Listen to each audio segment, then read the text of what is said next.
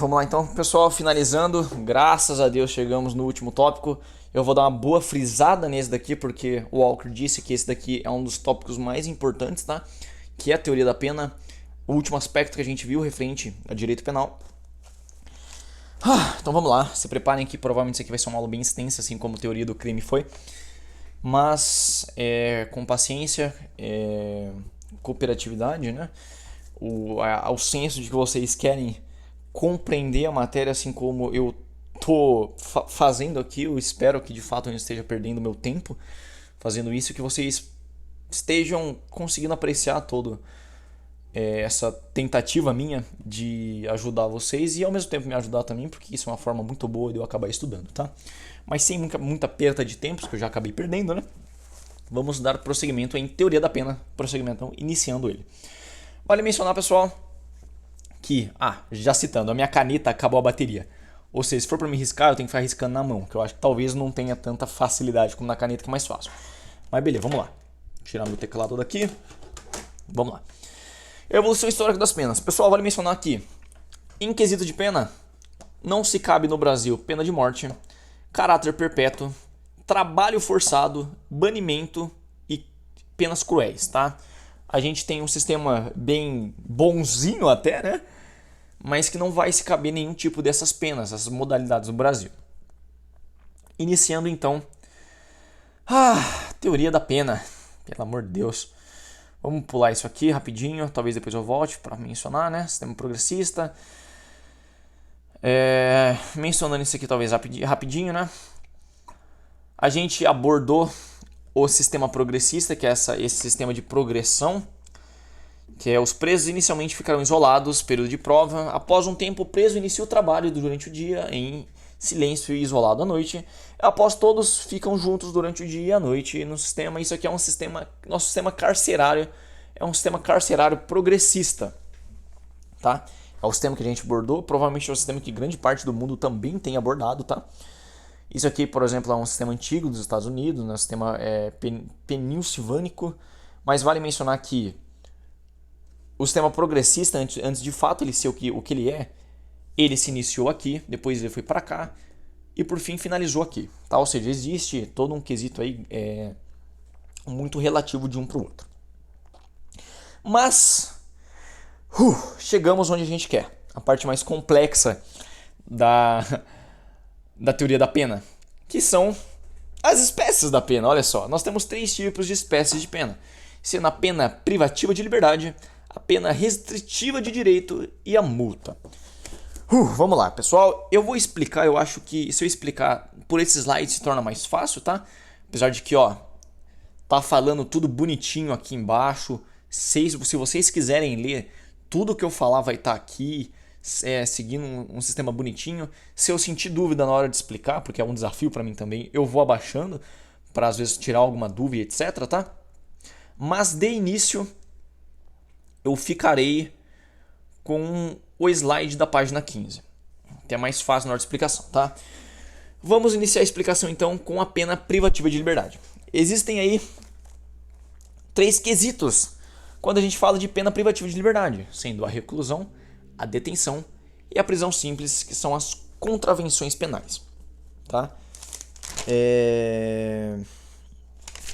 Iniciaremos então. A reclusão, vale mencionar que assim, o sistema carcerário brasileiro ele é subdividido ali em 3 temas, né? Isso de quando você está cumprindo uma pena. São os regimes que a gente tem. Sendo o regime fechado, vou colocar um Fzinho aqui, vai finalizar, tá, pessoal? Um F, o sistema semiaberto que eu vou colocar um S e o sistema aberto que eu vou colocar um A, tá? Quando a gente fala de reclusão, recluir, vale mencionar que existe um sistema progressista de um para o outro. Quando você é preso, você inicia no sistema fechado, passa-se um tempo, cumpre-se alguns requisitos, você vai para o sistema semiaberto e do sistema semiaberto você vai para o aberto. Nunca é possível você sair do sistema fechado e pular direto para o aberto. Você tem que trilhar esse caminho. Quando a gente fala de reclusão e detenção, a diferença entre eles é simples. Na reclusão, você vai iniciar todo esse processo no sistema fechado. E a detenção não, você vai iniciar a detenção no sistema semiaberto, tá? Vale mencionar que da detenção, se você fizer merda, você pode ir pro fechado, tá? Vale mencionar que assim, pessoal, se você está no sistema aberto e você comete alguma cagada ali da sua parte, você pula diretamente para o sistema fechado. Você não vai para o semi-aberto. Em quesito de retroatividade, que é quando você volta, a retroatividade permite o salto, que é você pular do sistema aberto para o sistema fechado. Quando a gente fala de sistema aberto, semi-aberto, fechado, você avançar nesse aspecto, você tem que cumprir essa linha tênue de estar no fechado, ir para o semi-aberto e por fim ir para o aberto. Tudo bem? Beleza. A reclusão é literalmente isso, tá? A reclusão é iniciar-se no fechado e ir do fechado para o semiaberto, do semiaberto para o aberto. A detenção é você inicia no semiaberto e você pode ir para o aberto. A diferença é essa, tá? Deixa eu achar o slide aqui, pessoal, que vai falar sobre... já achei já. Perfeito, então. Em relação a esses sistemas, né? Já está o quesito que eu falei, a diferença entre eles, né? O regime fechado é um estabelecimento de segurança máxima, uma prisão ali, né? Um regime semiaberto é uma colônia agrícola, um industrial ou estabelecimento similar. Eu já vou explicar a diferença entre ambos, tá? E o regime aberto, que é uma casa de albergado ou estabelecimento adequado. Deixa eu ver se existe o slide que vai falar sobre eles, né? Porque aí fica mais fácil também de explicar, dar exemplo, etc. Senão, vamos ter que ir na seca mesmo. Deixa eu ver. Tá falando, perfeito. Deixa eu ver até onde vai falar isso, né? Início da pena no regime fechado. Vamos começar por aqui, vai. Você fez um crime, existe um encaminhamento à penitenciária juntamente com o guia de recolhimento. Será feito o exame criminológico, a adequação e individualização da pena, e o condenado ficará sujeito ao trabalho diurno. E o diurno e recolhimento isolado no período noturno, 6 metros quadrados por preso. Isso aqui em relação à cela, né? Isso aqui é a espécie da pena fechada, o regime fechado é o regime que a gente imagina quando a gente vai ser preso, né? Ficar atrás das grades. Aqui tá falando sobre fechado ainda. Penal, federal, segurança máxima, aspecto que eu já havia mencionado, né? Semiaberto. Semiaberto é um pouquinho mais complexo, tá? Início da pena no regime semiaberto, encaminhando colônia agrícola, industrial e estabelecimento. Isso aqui a gente está falando não sobre reclusão, mas sobre detenção, tá? Quando a gente vai direto para o sistema semiaberto. Início da pena no regime semiaberto, encaminhando a colônia agrícola, industrial e estabelecimento similar, juntamente com o guia do acolhimento. Será feito o exame criminológico, obviamente igual coisa. A diferença é que no sistema semiaberto poderá ter trabalho externo, poderá ter curso de ensino regular. O trabalho no regime fechado e no regime semiaberto acarretará a reminação da pena privativa da liberdade. Ou seja, a principal diferença entre o sistema semiaberto para o fechado é que pode ter um trabalho externo. Ou seja, às vezes a gente pode ser mandado, encaminhado ali para uma colônia agrícola ou industrial ou um estabelecimento similar. A gente é encaminhado para ele, a gente trabalha lá e depois a gente volta para a prisão, né? Cumprir esse prazo diurno nosso. Mas você vê como a gente já ganha um pouco mais de liberdade. Entendeu? A gente está trabalhando em quesito exterior e etc. Agora a gente vai falar rapidamente do regime aberto. Início da pena no regime aberto, encaminhado à casa do albergado, juntamente com o guia de recolhimento. Casa do albergado aqui não existe no nosso estado, não existe isso aqui no estado de São Paulo. Talvez nem no Brasil. Posso estar falando bosta, tá? Mas no estado de São Paulo eu sei que não existe. A casa do albergado seria um caso de tipo assim: eu tenho a minha vida e eu tenho que ir lá pra dormir, entendeu? Eu literalmente, o sistema semiaberto, eu tenho que ir lá pra dormir. Só que como não existe em São Paulo, a gente cumpre essa casa de albergado na nossa própria residência. Então eu fico na minha casa, né? Obviamente existem algumas leis ali, né? Como as condições do regime aberto é permanecer no local que for designado durante o repouso noturno e nos dias de folga. Ou seja, se você foi designado para ficar na sua casa, você tem que ficar em repouso noturno à noite, né? E nos seus dias de folga ou feriados, tem que ficar lá final de semana e os caralho, ou seja, você se fudeu, bonitão.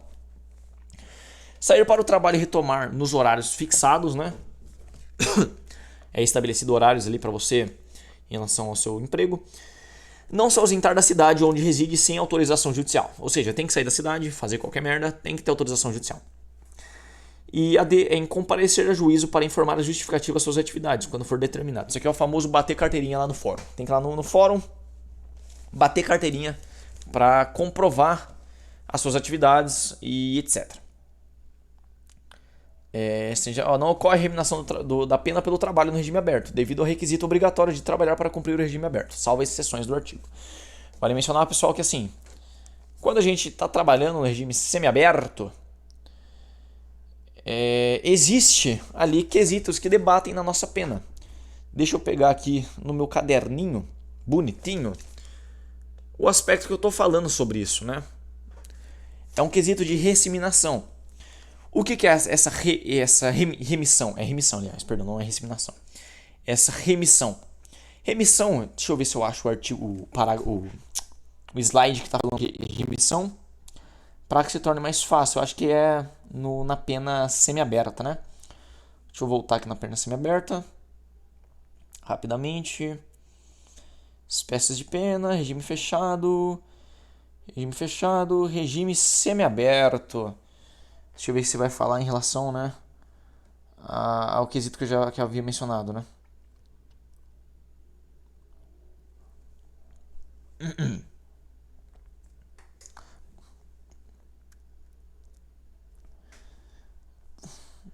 Tá, antes de falar sobre a remissão, já que eu achei esse slide aqui para ficar mais fácil, vamos falar sobre as progressões dos regimes.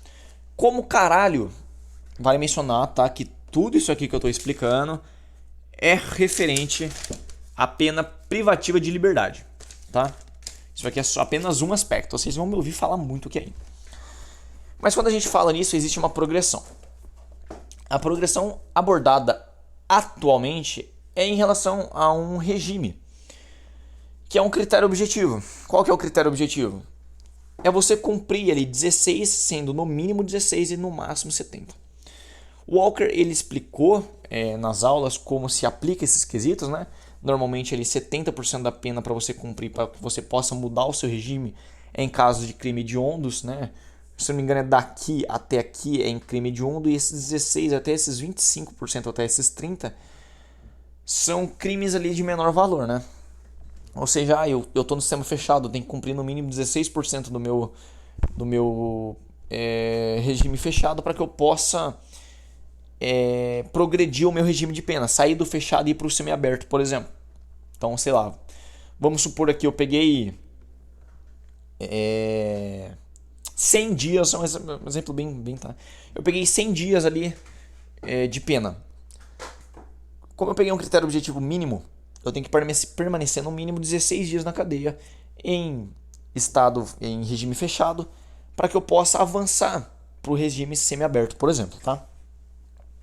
E nós temos também um critério subjetivo, que é o mérito do condenado. Ou seja, o cara que cometeu o crime, o condenado, ele tem um comportamento carcerário muito bom, entendeu? Ele não faz merda, ele não tá brigando com ninguém, ele não tá ameaçando ninguém, ele está sendo bom preso. Isso pode permitir com que ele avance também, essa progressão seja mais rápida. Tem também referente à segunda progressão, que é um cálculo sobre a pena inicial mais o cálculo sobre a pena remanescente. Não poderá ocorrer a progressão por saltos, deve sempre respeitar a ordem descrita na legislação penal. Esse aqui foi o exemplo que eu dei lá, né? Eu não lembro disso aqui não, cara. Deixa eu ver se eu tenho alguma anotação que vai permitir ali um melhor desenvolvimento pra gente, né? Tiro de comunidade. Não, eu não anotei sobre isso, pessoal. Ah, não. Ah, tá. Anotei sim, perdão.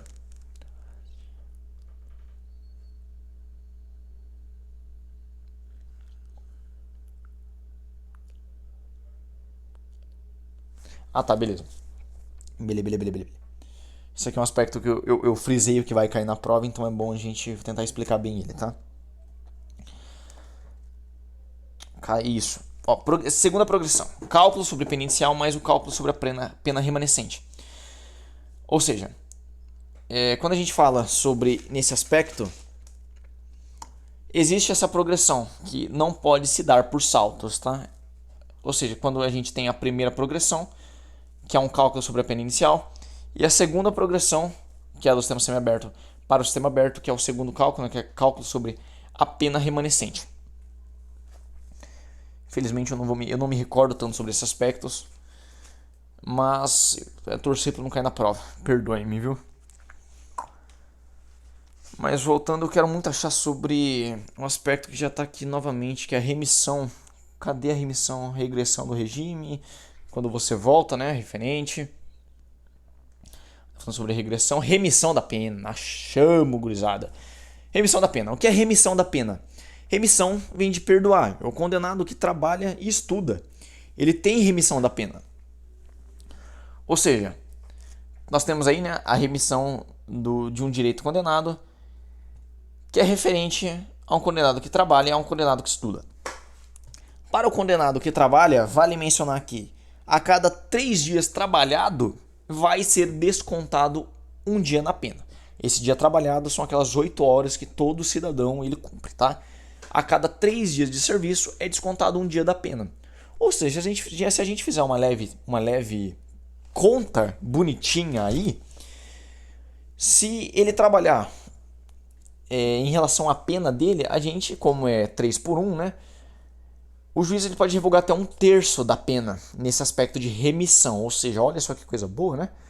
Se você trabalha, vai ser descontado até 1/3 da sua pena. E nós temos a espécie de remissão para os estudos. Os estudos é quase a mesma merda, tá? Que o coisa. O estudo é a cada 12 horas de estudo é descontado um dia na pena. Só que ele só pode, o meliante ele só pode estudar por pelo menos 4 horas diárias é permitida. Ou seja, porque senão imagine, o cara vai matar 2 dias em um, por exemplo. Ou seja, é o mesmo aspecto ali novamente do trabalho. Como você estuda, como é permitido o estudo de apenas 4 horas por dia, somando, como são 12 horas, 4, 8, 12, são 3 dias. A cada 12 horas que você estuda é descontado um dia na pena. A cada 3 dias que você estuda, levando em consideração que são 4 horas diárias, é descontado um dia na pena também, levando em consideração, né, que será acrescido ali 1/3 no tempo remido ao condenado. Que coisa bonita. Vale mencionar também que, se em caso de acidente de trabalho, a remissão ela prossegue, tá? E também que, se em caso de falta grave, é descontado 1/3 dos seus dias de remissão. Ou seja, fiz cagada na minha remissão, briguei na cadeia. Eu tenho, vamos supor, por exemplo, 50 dias trabalhados ali para ser descontado da minha pena. Como eu fiz essa merda e eu recebi uma falta grave, vai ser descontado 1/3 desses meus dias de remissão. Eu tinha 50 dias de remissão, 1/3 ali vai ser descontado. Ou seja, 50 vai dar 12,5, por exemplo, 17, por aí. Por aí. Eu não estou muito afim de fazer conta hoje, pessoal, perdoe-me, tá? E em caso de formação em qualquer curso, sendo fundamental, ensino médio ou ensino superior, que seja uma faculdade, é acrescentado 1/3 dos seus dias remidos. Ou seja, vamos supor, por exemplo, eu tenho 90 dias remidos. Aí vai ser acrescentado mais 1/3 em caso de formação nesses aspectos. Ou seja, eu tenho 90 dias, vai ser adicionado 1/3, eu vou ganhar mais 30 dias. Ou seja, eu vou para 120 dias de remissão. Tudo bem? Vamos ver um outro aspecto aqui. Ou se eu já posso ir para as penas restritivas de direito. Aqui está explicando, né, o que é a prisão de albergue domiciliar, que eu já falei também, tudo bonitinho. Vamos para segundo meio aqui, que são as penas restritivas de direito. Eu já expliquei as penas restritivas de liberdade. De novo, pessoal, vale mencionar, estudem muito sistema aberto, semiaberto, fechado, esse quesito de remissão que eu falei, esse quesito de progressão e regressão do sistema aberto para semiaberto, para fechado e etc. Tá? São aspectos aí muito importantes. Aliás, pessoal, olha, um outro ponto que é muito, muito importante que eu acabei esquecendo de mencionar. Antes que eu entre em penas restritivas de direito, eu vou mencionar, tá? A quantidade de pena que vai estabelecer se você vai para o sistema fechado ou para o sistema semiaberto é em relação ao crime que você cometeu e em relação a o quanto tempo você tomou. Vamos supor lá, crimes menores ou iguais a 4 anos, você tem margem de ir para o sistema aberto, né? Você vai cumprir ali o prazo do sistema fechado, vai ir progredindo do sistema fechado para o semiaberto, mas o enfoque maior seu já está no sistema aberto, porque você cometeu um crime igual ou menor do que 4 anos. Então vincule isso, tá? Crime menor ou igual a 4 anos é o regime aberto. Um regime maior que 4 anos ou igual a 8 anos, a gente vai pro sistema semiaberto. E um crime maior do que 8 anos é fechado e você tem que provar o seu valor para que você possa ir progredindo ali os regimes que a gente se encontra, né? Regime fechado, semiaberto e aberto.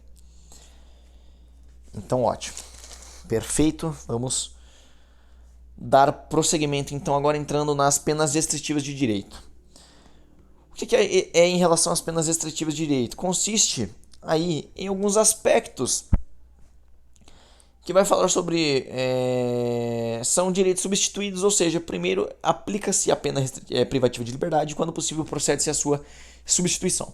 Ou seja, quando a gente fala de pena restritiva de direito, antes de vir para cá, a pessoa tem que ter ido presa no sistema restritivo de liberdade, tá? Ou seja, ninguém nunca vai ser... Eita, abriu um bagulho aqui. Nunca vai ser encaminhado diretamente para a pena restritiva de direito. Ela é passada, ou seja, a pessoa sai, por exemplo, de uma pena restritiva de liberdade e pode vir a cair em uma pena restritiva de direitos, tá? Mas nós também temos alguns quesitos aí, tá? Condenação igual ou inferior a 1 ano será substituído por multa ou por pena restritiva de direito. Se a condenação for superior a 1 ano, será substituído por uma pena de multa e uma pena restritiva de direito ou 2 restritivas de direito. Vamos lá, a gente já vai explicar bonitinho isso aqui. Nós temos a partir daí então a pena restritiva de direito em espécie de pena, a pena de prestação pecuniária. O que porra é essa? Você deve estar se perguntando. Simples, consiste no pagamento de dinheiro à vítima. A gente vai chegar também, descobrir, né, que o terceiro aspecto aí da teoria das penas são as multas, mas a multa, a diferença de multa para a prestação pecuniária que se encontra na restritiva de direito, a multa, o pagamento vai ser a vítima, tá? Ou seus dependentes ou a entidade pública ou privada com destinação social, ou seja, entidade pública, ONGs, etc. O valor deverá ser fixado pelo juiz entre 1 a 360 salários mínimos. Ou seja, isso também é muito relativo à condição social que a pessoa tem, né? Se é uma pessoa rica, talvez seja ali um salário mínimo. Se é uma pessoa pobre, perdão, vai entrar com um salário mínimo. Se é uma pessoa com uma capacidade monetária maior, vai entrar em 360 salários mínimos, tá? Mas de novo, a diferença para a multa é que a multa vai ser paga ao Estado. Você tem que pagar a multa para o Estado. A prestação pecuniária não. Ou o pagamento vai ser a vítima e seus dependentes, ou alguma entidade pública ou privada, né, com destinação social, sendo aí ONGs, entidades, etc. Né? A gente fez a atividade de extensão, a gente está bem por cima disso. Outro quesito, então, das penas restritivas de direito. Eu já falei também, né? O valor é determinado pelo juiz, piriri pororó, já expliquei tudo isso aqui pra gente. Nós temos também... Deixa eu ver se eu... tá, isso aqui tá certo. Nós temos a partir daí, então, as penas restritivas de direito em perda de bens e valores. Ou seja, eu cometi um crime, eu vou perder bens e valores daquilo, tá? A perda de bens e valores se dá em favor do Fundo Penitenciário Nacional, e seu valor terá como teto montado do prejuízo causado ou do proveito obtido pelo agente ou por terceiros em consequência da prática do crime que for maior. Por exemplo, eu desviei dinheiro público. Com o desvio desse dinheiro público, eu comprei uma mansão avaliada em 3 milhões de reais. Quando a gente entra em uma pena restritiva de direito, eu vou ter essa perda de bens e valores. Por quê? Porque a aquisição dessa mansão de 3 milhões é referente a um crime meu, que no caso o crime que eu mencionei é o desvio de verba pública, né? Lavagem de dinheiro e por aí vai. Né? Nós temos também, normalmente, as que são mais aplicáveis ali, que é a prestação de serviço à comunidade ou à entidade pública. Quando a gente presta um serviço social ali, né? A prestação de serviço à comunidade ou entidade pública consiste na atribuição de tarefas gratuitas ao condenado, que serão feitas em hospitais, escolas, orfanatos, etc. Somente caberá esta pena se a condenação for superior a 6 meses de privação de liberdade.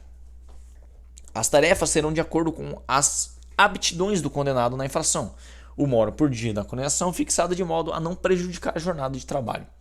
Quando a pena for superior a 1 ano, é facultado ao condenado cumprir a pena restritiva de direito em tempo menor que a condenação limitada à metade da pena privativa da liberdade. Ou seja, vamos lá, deixa eu explicar bonitinho esse aspecto aqui agora pra gente. Então somente caberá a pena da condenação, né? Referente, a gente está falando aqui da prestação de serviço, somente será cabível a prestação de serviço quando a condenação for superior a 6 meses de privação de liberdade. Tá? Eu tomei eu cometi um crime ali que a pena é superior a 6 meses. Nesse aspecto, as infrações é apenas 1 hora por dia. As infrações não, né? Prestação de serviço é apenas 1 hora por dia. E de acordo com as aptidões, como eu já li ali anteriormente, aqui ó, as aptidões do condenado. Ou seja, se eu trabalho como pintor, mano, eu vou pintar uma escola. Se eu trabalho como contador, eu vou para uma entidade pública ali. Eu vou mexer ali pro Estado, para alguma merda do gênero. Então é muito de acordo com as aptidões. Vale mencionar que também, né, não pode passar de 1 hora por dia para que não interfira, não prejudique a jornada de trabalho do meliante.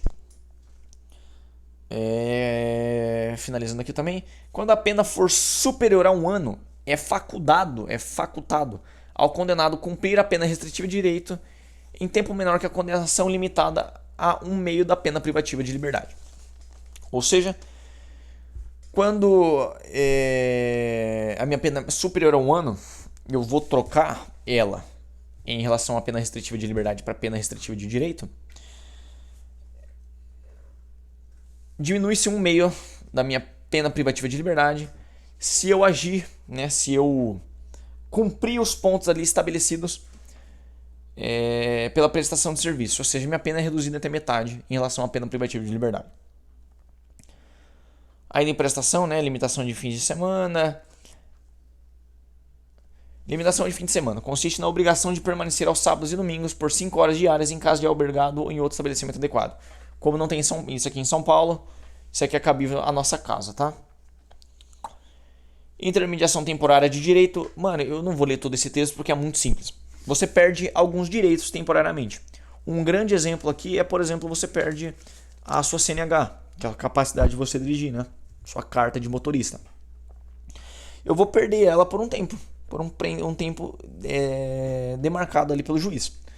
Ou seja, se eu for pego dirigindo, eu vou estar infligindo ali, né, essa intermediação temporária de direito, ou que talvez eu ganhe uma punição um pouquinho mais grave ali. Mas em relação a isso, também já mencionado, né, puta texto pra falar dessas merda. Requisitos para substituição. São 3 requisitos para substituição da pena privativa de liberdade para a pena restritiva de direitos. Os requisitos são cumulativos, sendo assim, deverão estar todos presentes. Requisito A. É possível a substituição quando a pena privativa de liberdade aplicada não seja superior a 4 anos e o crime não for cometido com violência ou grave ameaça. Ou seja, vamos lá. Só é possível, de novo, né? Para que eu possa entrar em uma pena restritiva de direito, eu tenho que ter passado antes por uma pena restritiva de liberdade. Eu tenho que, de fato, ter sido preso, condenado em um regime fechado, e etc. Só que só vai ser aplicável para mim essa troca dessa pena de liberdade para a pena de direito se eu não tiver cometido um crime que não seja superior a pena a 4 anos. E se esse crime também não for cometido com violência ou grave ameaça. Vou dar um exemplo aqui, o furto. O furto, quando a gente furta, não é superior a 4 anos, já que o máximo é 4, né, de 2 a 4. E o crime ele também não é cometido com violência ou grave ameaça, diferente do roubo. Quando eu estou roubando, estou aplicando grave ameaça ou violência. Ou seja, roubo, por exemplo, que a pena mínima, se não me engano, é 3 ou é 4, um bagulho do gênero, né? Ou é 2 também? Não sei, não vou me acordar agora. A diferença é que no roubo, eu não posso ir para a pena privativa de direito porque eu cometi grave ameaça. Entendeu? Muito simples também. Aspecto B aí, né? A inexistência da reincidência em crimes dolosos, ou seja, reincidência. Se tiver reincidência, bonitão, ó, no seu rabo, você se fudeu. Reincidência é o ato de quando a gente comete algum crime ali, quando a gente passa a cometer crimes novamente. Obviamente também não é tão simples quanto a gente viu, né? Existem alguns aspectos ali da gente perder a nossa reincidência e se tornar réu primário novamente, mas eu não vou entrar muito em relação a isso, tá? Eu vou explicar mais nesse quesito.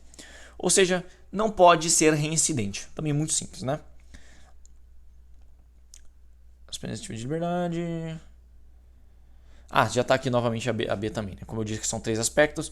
A culpabilidade, os antecedentes, a conduta social e a personalidade do condenado, bem como os motivos e as circunstâncias indicarem que essa substituição seja suficiente, né?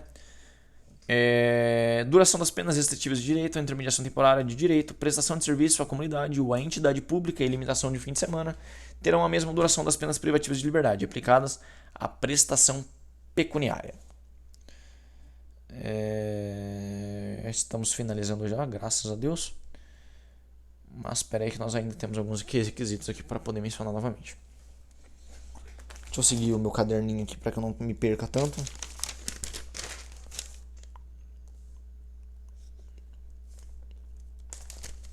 Intermediação temporária.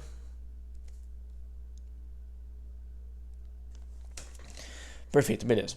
Isso aqui, como é que o quesito que eu já te expliquei. Como também, pessoal, vale mencionar, isso aqui é uma teoria, é a teoria da pena. Vai ser um pouquinho cobrado. Deem uma lida, tá? Nesse slide, não é um slide tão extenso assim, 56 páginas, pode parecer, mas não é, tá? Mas vamos lá. Finalizando então, espécies, teoria da pena, com a pena de multa, que é o último aspecto ali que a gente vai comentar aqui a respeito. A pena de multa consiste numa modalidade de pena pecuniária imposta pelo Estado às pessoas condenadas pela prática da infração penal. Considere-se a sanção de natureza patrimonial, em virtude de sentença condenatória transitada em julgado. Nas condenações igual ou inferior a 1 ano, a pena aplicada pode ser substituída por multa. Né? Crimes inferiores a 1 ano, você pode trocar a pena por multa. Vale mencionar que se o juiz quiser, tá? Se não quiser, você se fudeu. Antes de eu falar sobre esses dias multas, que são um pouquinho complexos também, a gente vai falar a um aspecto que eu já mencionei ali quando eu estava falando sobre direito restritivo pena restritiva de direito em relação à pecuniária, que é a diferença de multa para pecuniária, eu já expliquei, mas vou explicar novamente, é que a multa a gente vai pagar para o Estado. Esse pagamento é para o Estado. E ele vai se dar em dias multas, não naquele aspecto de salário mínimo que a gente viu, tá? Em sistema de dias multas. O mínimo que a gente vai poder pagar para o Estado, novamente, isso aqui é muito relativo à condição social que essa pessoa tem, né? Condição social não, na real, né? Mas ao quão rico ou quão pobre essa pessoa de fato é, tá? Ou seja, o mínimo normalmente é o pobre que vai ser aplicável a ele e o máximo normalmente é o rico que vai ser aplicável a ele. O mínimo, para que a gente possa de fato se enquadrar nesses dias multa, o mínimo são 10 dias multas. E o máximo são de 360 dias multas. Ou seja, o mais pobre vai pegar 10 dias multas e o mais rico vai pegar 360 dias multas. Vamos explicar agora o que é esse maldito dia multa. Deixa eu ver se eu acho um slide explicando. Senão eu vou ter que ir na goela. Não tem. Então beleza. Vamos finalizar a respeito dele, né? Só deixa eu... Pena... Beleza, vamos lá. Finalizando então pena da multa, teoria da multa em dias multas.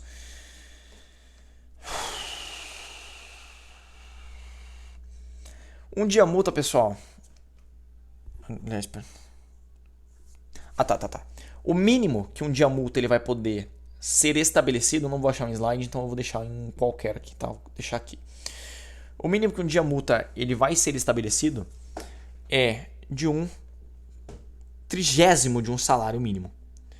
Ou seja, um salário mínimo ele está avaliado hoje em R$ 1.412. Esse valor é dividido em 30 vezes. O que dá um valor aí pra gente de R$ 47,07.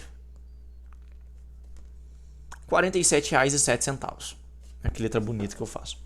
Como esse valor ele é concebido em relação ao mínimo que a gente está falando, né, que são 10 dias multas, como cada dia multa vai corresponder ao valor de R$ 47,00, 10 dias multas vão corresponder a um total de R$ 470,70. Isso para aqueles com uma menor capacidade monetária. Agora, para aqueles com uma capacidade monetária maior, é também baseado em um salário mínimo, tá?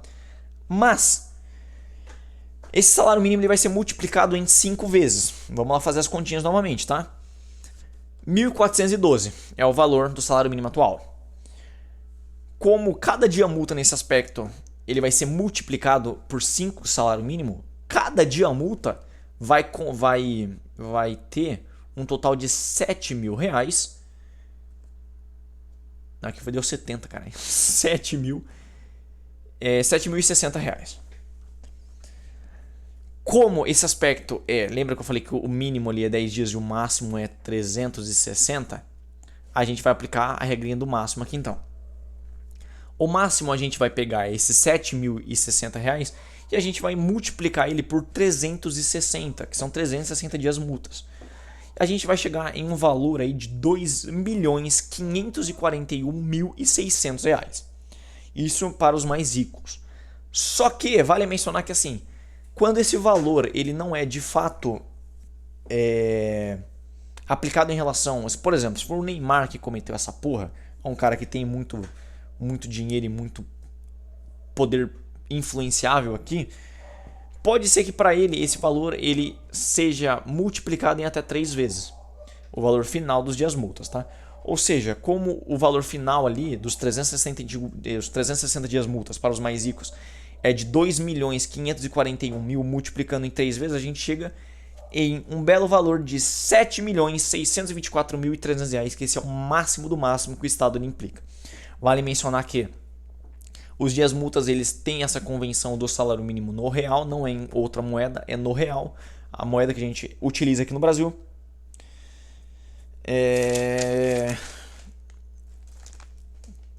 Tem aqui também referente, né, que o Walker ele chegou a comentar de como a gente aplica uma pena, como a gente faz a conta da pena. Infelizmente não tem um slide aqui. O Walker ele não encaminhou. Ah, não, tá aqui, ó. Tá aqui. Vamos explicar isso aqui também rapidinho. Só finalizando, tá? Teoria da pena nos 3 aspectos ali que eu mencionei, sendo restritiva de liberdade, restritiva de direito de multa, tá explicado aqui no minuto 38 e 40, tá? Eu expliquei tudo aqui já pra gente. No restante aqui agora eu vou tentar explicar como funciona esse sistema trifásico da aplicação da pena, como a gente de fato calcula uma pena, tá? Vale mencionar que assim, é um sistema trifásico por quê? Porque envolve 3 fatores ali, tá? Sendo 3 partes, sendo a pena base, as atenuantes ou as agravantes e a diminuição minorantes barra aumentar, que são as majorantes, né? Por que é um sistema trifásico? Porque envolve esses três aspectos aí. De novo, não existe uma concepção, isso é apenas doutrinamento e jurisprudência, tá? De aonde de fato a gente começa a julgar uma pena mínima ou máxima, aonde a gente começa a julgar uma pena. O único aspecto doutrinário existente hoje é que, para os juízes, eles são aconselhados a iniciar o cálculo de uma pena de acordo com a tese mínima, tá? Eu vou tentar resumir aqui rapidamente só pra gente entender, compreender, porque eu não sei se o Walker talvez vai cobrar tanto isso, visto que é um pouco complexo e ele passou de última hora. Mas, rapidamente então, o primeiro aspecto que não tá mencionando aqui, olha que beleza, que coisa gostosa, mas a gente tá no final já, é a primeira parte, que vai falar referente aí as CJs, que são as circunstâncias judiciais. As circunstâncias judiciais, elas são referentes a quesitos positivos, negativos e neutros. São essas três questões. Quanto mais que requisitos negativos, quanto mais condutas negativas, as CJs negativas a gente tiver, maior será o aumento da pena. A gente tem aí 8 quesitos, 8 CJs, né, 8 circunstâncias judiciais, que a primeira parte desse cálculo da pena ele vai elaborar, né? Vamos supor, por exemplo, a minha conduta 1, ela foi, a minha CJ1 no caso, né? Ela foi negativa, a minha CJ2 foi negativa, a minha CJ3 foi negativa, a minha CJ4 foi negativa. A 5, a 6, a 7, a 8 foram positivas, a minha pena ela só vai subir em relação a essas 4 que foram negativas. Por quê? Porque a positiva, aliás, a positiva talvez ela até diminua a sua pena, né? A negativa ela tende a aumentar. A neutra não vai ter relação nenhuma com o que a gente está mencionando aqui. A segunda parte, que é referente às agravantes e às atenuantes, as agravantes são circunstâncias que sempre agravam a pena. Por exemplo, ser reincidente, ter o agente cometido o crime e etc. E, né, são alguns exemplos ali que o Walker dão. Ou seja, as agravantes sempre irão agravar a pena como um todo. Sendo assim, né, o Código Penal ele sempre estabelece ali pelo menos um prazo de 1/6 nesse aumento de pena, ou seja, a cada agravante tende-se a aumentar 1/6 da pena. Se o cara for reincidente, aumenta-se 1/6 da pena. Se foi ele quem cometeu o crime, aumenta-se 1/6 da pena. E por aí vai. E nós temos as atenuantes também, que são circunstâncias que sempre atenuam a pena, ou seja, sempre diminuam a pena. Por exemplo, você ser réu primário. Isso vai fazer com que a sua pena seja diminuída em até 1/6 e por aí vai indo, né? E finalizando, graças a Deus, nós temos aí a terceira parte, que são as minorantes e as majorantes.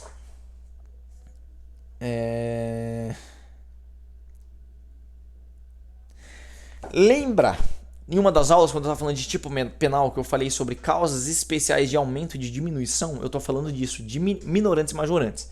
Aqui eu vou ter que pegar também para a gente não confundir com causas qualificadas e privilegiadas, tá? Causas qualificadas e privilegiadas eu já expliquei, mas vou reexplicar novamente aqui. São aspectos que eles sempre irão mudar o formato abstrato da pena. Ou seja, a pena é de 2 a 4. A pena qualificada vai tornar ela de 4 a 8.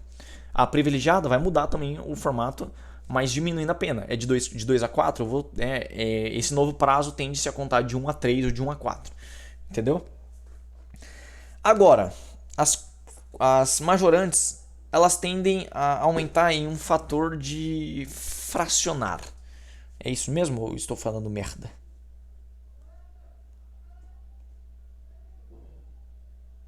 Não, tá certo, tá certo. Tá certo. Então, as majorantes e as minorantes, elas são em relação a frações, como eu já mencionei em uma das aulas que eu gravei também, né? Como, vamos supor, por exemplo, é uma majorante que vai me dar um quesito aí de aumentar minha pena em até 2/3. Ou uma minorante que vai diminuir a minha pena em 1/6. É sempre agravado, tá? Em relação a frações, diferente aí dos quesitos que eu já estipulei quanto a qualificadora e a privilegiadora, que vai aumentar o formato da norma abstrata como um todo. Pessoal, finalizamos tudo, tá? Finalizamos todo o conteúdo dessa parte de direito penal, envolvendo desde o início ali de teoria do crime até a teoria da pena. Finalizamos ali 143 páginas do primeiro slide, agora 56 do segundo slide. Foi muito cansativo. Vocês viram aqui, essa aula está muito longa, 44 minutos. Eu espero que vocês escutem, porque realmente na minha cabeça vale um pouco a pena, né? Mais fácil para quem às vezes tem alguma dúvida ou algo do gênero, mas muitíssimo obrigado. Eu espero ter conseguido ajudar vocês de verdade. E é isso, mano. É avançar, torcer que tudo vai dar certo. Valeu, galera. Falou.